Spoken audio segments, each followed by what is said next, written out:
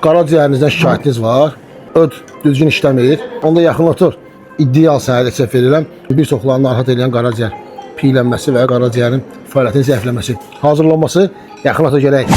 Bizə lazımdır cəfəri,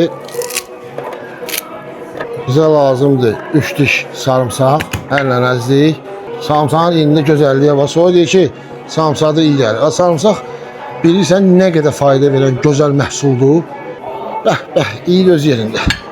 Bizə lazımdır yarım limonun suyu dostlar, təmiz zeytun yağı əlavə olunur. Bu gözəl resept sizin qaraciyərinizi, ödün fəaliyyətini gücləndirəcək, mədə bağırsağınızı təmizləyəcək. Bu reseptlər sizlər üçündür. Tanıyın, bilin, edin. Bir həftə bu resepti eləyin. Görün necə təmiz qaraciyər əldə etmiş olacaqsınız. Bismillah.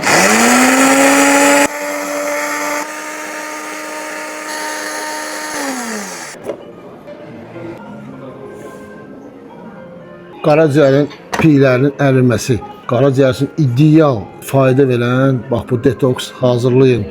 Səhərlər bir xörək qaşığı. Bismillah. İdeal məcundur. İnanın çox rahat olacaqsınız.